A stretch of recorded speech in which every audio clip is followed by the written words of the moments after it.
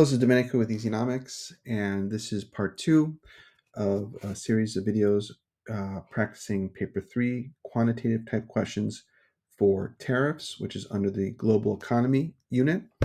There'll be links in the video notes below to the following playlists. This video will show up on a few playlists, but these two will be the main ones. One playlist dedicated to global economy, the different types of trade protection. So you can find this video in this playlist, and also in a dedicated playlist for paper 2, paper 3 practice quantitative questions to get ready for your May or November exams. Again, they will be linked in the video notes below. So in the previous video, which will also be linked, we went over question A, how to calculate the change in consumer surplus as a result of the imposition of an import tariff. And we did that, as we see in our workings from that video, by calculating the surface area of two triangles and subtracting them from each other to calculate the difference. And so we looked at the final consumer surplus area being 9,768 million minus the initial consumer surplus area being 14,880. And we saw that consumer surplus decreased by 4,313 million, or 4.312 billion. That's one way to do it, subtract two triangles, but that's kind of might take a bit of time. There's an easier way. So we notice that when we subtract these two triangles, what we're left with is this blue trapezium shape here. So this video, which will be relatively short, is going to focus on calculating the surface area of a trapezium as a faster way to calculate the change between one triangle and another. So I'm going to get rid of my workings here. And in this video, we're going to go over that, and then there'll be a link to the next video where we'll tackle question B that we see above, where we'll look at changes in producer surplus as a result of the imposition of a tariff. Okay. Now, those were our workings from the previous video, but I'm leaving our final answer of what that change was, and we calculated the change was 4,313 million. When we calculate the surface area of the trapezium, it should be equal to that number, but we'll see in this video that it's not. And that the reason why is that my world supply curves, where they're intersecting, is not accurately drawn in terms of the X quantity.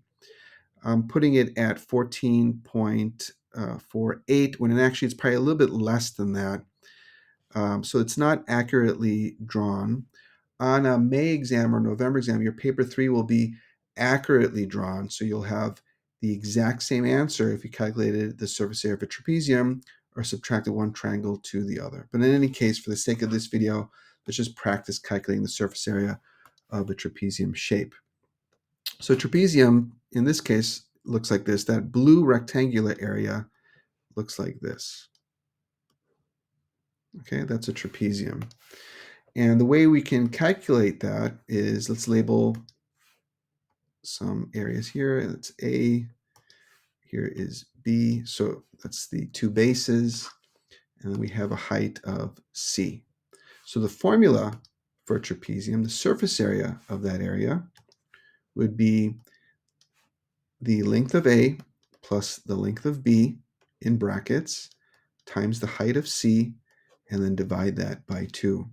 Okay, so I'm going to ask you to pause the video and go ahead and try calculating the surface area of that shape, and then we'll check your workings with mine. So pause the video now. Okay, so let's check your work. I'm just going to make a note that this is a trapezium. So what is the length of A? A goes from 0 to this point, and it's not accurate here, but we're going to say it's 14.4, 14.8. We're going up to this point here, and I'll mark that 14.8, right? We already calculated in the previous video, 2 divided by 5 intervals, 0.4, so that's 14.8. So that's 14.8 million. What about B? B goes up to this point. Again, it's not entirely accurate, but for the sake of this video, let's say it's 16.4, 0.8, 7.2, 7.6. So I don't have enough space, but I'll try to squeeze it in. That's 17.6 there.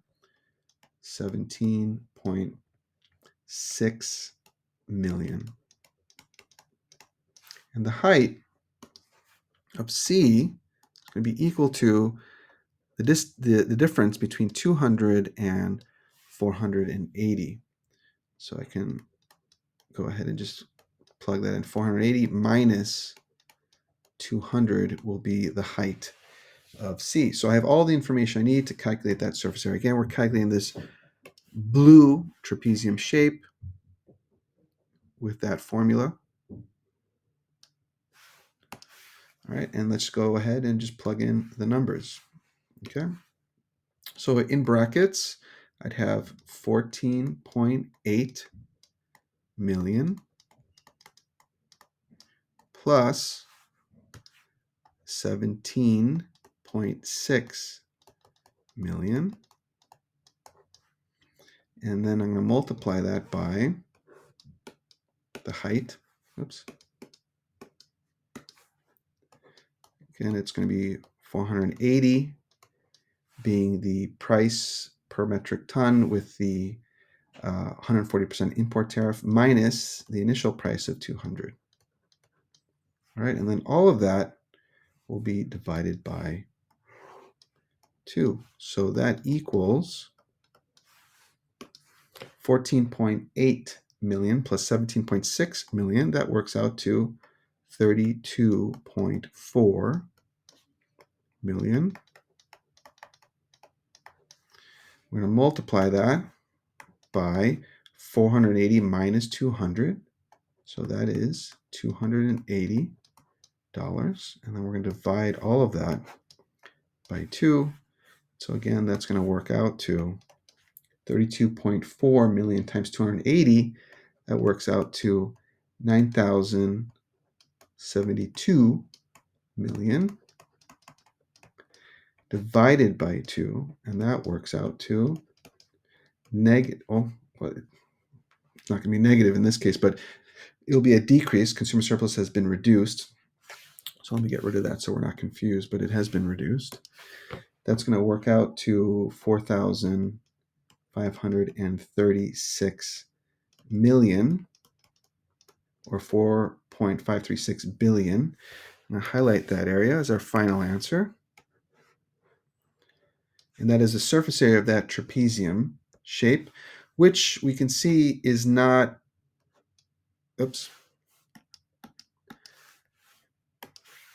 equal to what we calculated previously. And that's a result, again, that this is not an accurate x intercept here. These are not accurate. So we're getting a slight difference here. But on a May exam, November exam, you would get exactly the same answer.